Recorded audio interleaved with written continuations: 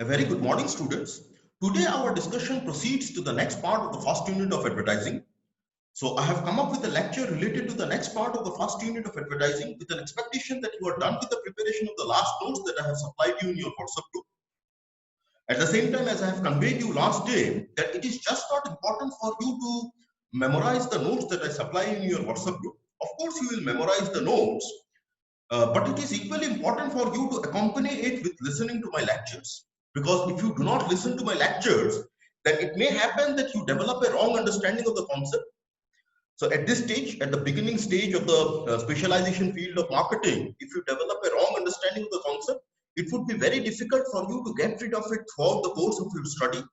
So please facilitate your understanding by listening to my lectures. Having said that, I don't think that I need to push you time and again to make you realize what you need to do, because you are sincere enough to understand your part. So, as I have told you that I have full faith upon you and trust upon you that you are done with the preparation of the last notes. But just to remind what we have done in the last class, our last class basically revolved around understanding the concept of advertisement and understanding the importance of advertising. So, as I have told you in the last class, that advertising, the word has been derived from a word called adverto. Adverto means turn around. So, how has the originating word contributed to this concept of advertising, or why adverto is basically the originating word of advertising? It is because that the company wants to turn around the attention of the consumers towards their product. So it is said that advertising is a paid form of non-personal presentation of ideas, goods and services by an identified sponsor. So it is paid to the sponsor to present the ideas on behalf of the company. For example, if a TV channel presents and advertises a product, then the TV channel is doing it on the behalf of a company because the company is paying the TV channel. So, but it is said that it must be an identified sponsor. That means it must be recognized by the people in the society. At the same time, the reach of the media and the extent to which the media is able to reach different people in the society will determine the efficacy of advertisement. I told you while discussing the importance of advertisement that the basic theme behind advertisement is to bring about an attitudinal change amongst the consumers. It is believed that if the advertisement is not able to convert a negative or an indifferent attitude of the consumer into a positive attitude, then the advertisement cannot be considered as successful. So this is what we had discussed in the last class. Today our discussion is about classification of advertisement.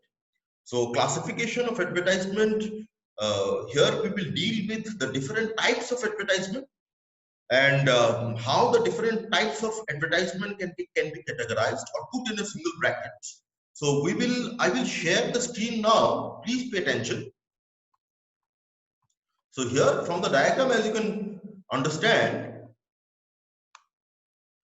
that advertisement is basically classified on the basis of target audience, on the basis of geographical area, on the basis of medium, and on the basis of function or purpose. First, let us understand what is meant by classification by target audience.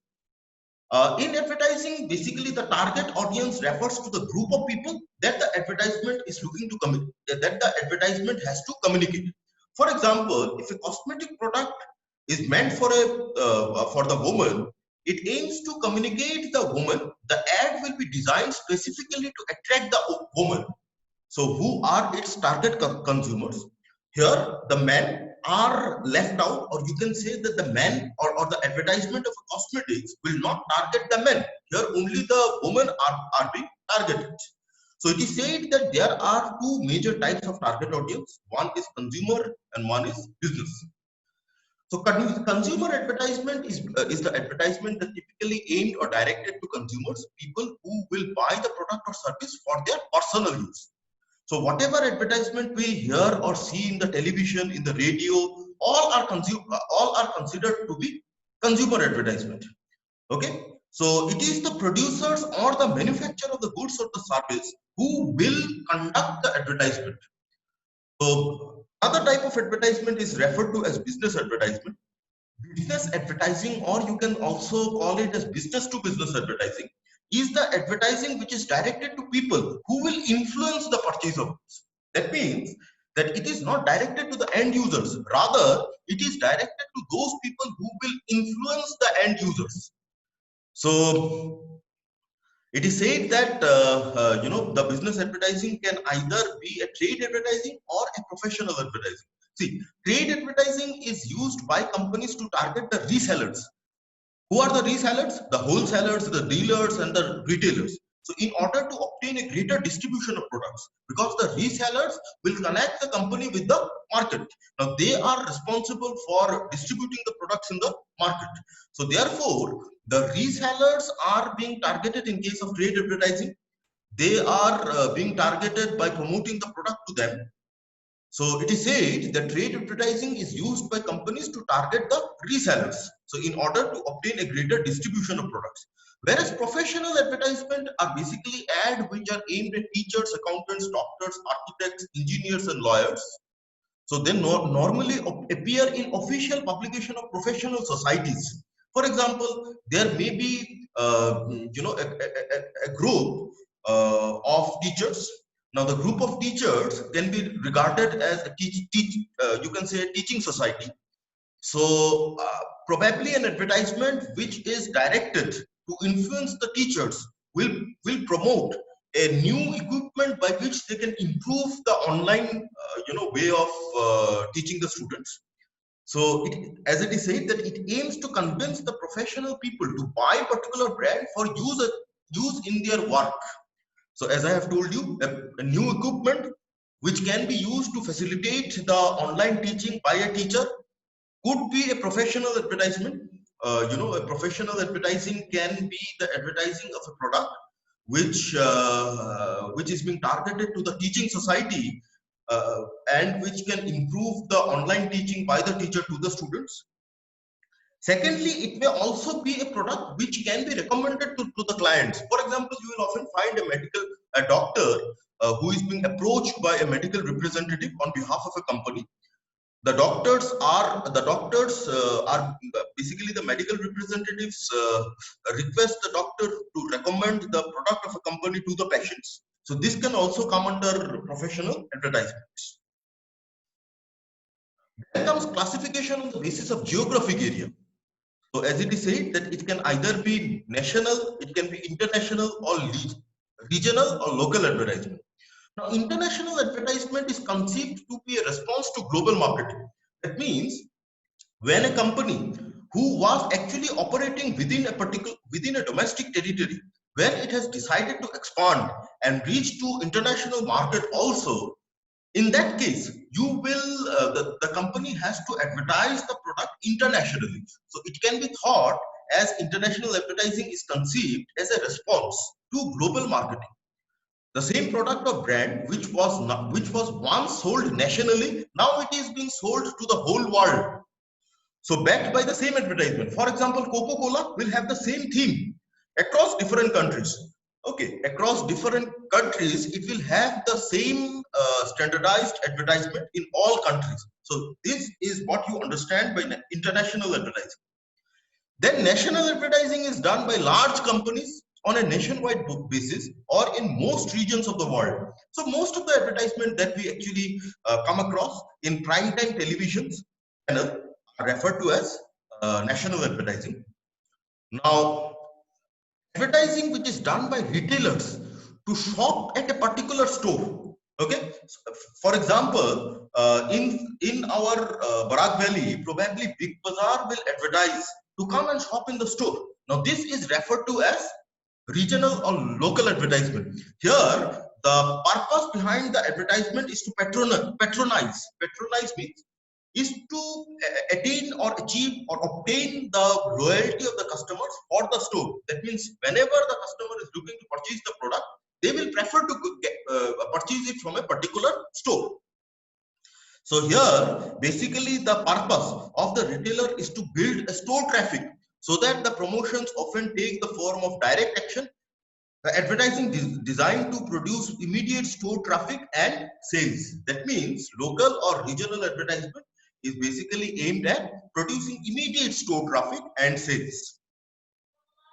Next is classification on the basis of medium. So media or channels of communication employed to transmit the message can be another basis to classify the advertisement. For example, radio, television, magazines, billboards, directory are called advertising medium. So any paid means used to present the advertisement to the target audience. As a result, we can classify the advertisement into 4 types. One is print, broadcast, out of home, and direct mail advertising. It is said that print advertisement is presented in newspapers, magazines, brochures, and all kinds of print media. Any kind of print media you will consider it to be print advertisement.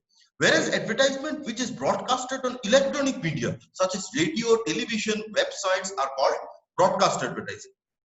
Now, often, probably when you go out in the streets, you can also find billboard advertisement, billboards on the expressway or advertising on the bus stops. All these are referred to as out-of-home advertisement.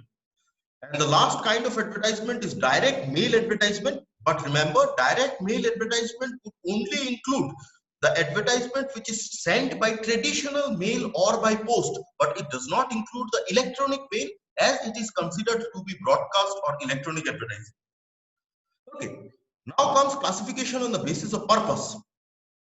It is said that on the basis of purpose, we can categorize it into product, non-product, commercial, non-commercial, or action and awareness advertisement. Here, advertisement which is aimed at promoting the sales of a goods and services is product advertisement. While the advertisement that is aimed to sell the ideas or to promote an organization mission or philosophy rather than a product is called a non-product or a corporate or an institutional advertisement. So normally the advertisement that we come across are product advertisement, but it may happen sometimes that a company is advertising itself in whatever media. A company may advertise itself. You may often find the advertisement of Tata. It is mainly done by the public relation officers, public relation practitioners, so that they enhance the image of the company or the organization in the minds of the public. So we have understood the distinction between product and non-product. Then comes commercial and non-commercial. So commercial advertising is the advertising that aim to promote the product, services or ideas with the expectations of making a product profit. As the name suggests, commercial advertisement will always be to promote the ideas, products and services with an expectation to make a profit. But in contrast, the non-commercial advertisement is aimed at seeking donations, volunteer support, or change in behavior of the people in the society. So, for example, in today's time, if you find an advertisement which basically tries to convince the people that people in the society that we need to keep our hands clean, we need to wash our hands before we eat something. All these are coming under non-commercial advertisement, because it is not done to promote a product for profit. It is basically done to promote an idea, or you can say bring about a change in the behavior of the people in the society.